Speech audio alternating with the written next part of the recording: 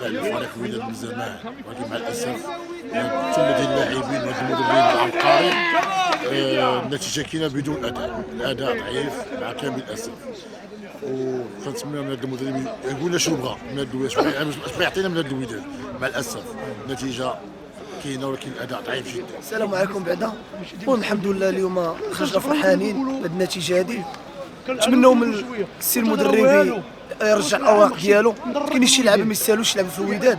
حنا هاد الفرقه هادي راه ديما مساندين حتى الاخر في عمرنا وديما وداد. واش غادي نقول لك، ملي ولات الوداد ما كاين حتى شي واحد ولد الفرقه ما بقاش الكره. نقول لك الصراحه، واخا الفرقه دابا كتجي عند كازا الا ما كاينش الجمهور والله ما دير شي حاجه الوداد. وصراحه ولاد المدرسه كان ولاد المدرسه، ملي كيطلعوا ولاد المدرسه كتشوف الوداد على حقيقته. ودابا كل لاعب منين جاي، كل واحد منين جاي كيجي على قبل الماده. الوداد ملي كان ولاد المدرسه راه كان الحمد لله كتفرج في كره والله يتلقى صلاح النصيري اللي كان عارف الخبايا ديال هذا الفريق. اما اللي كاين دابا واش غنقول لك، خاصهم يوجدوا فرقه الكوب دي موند.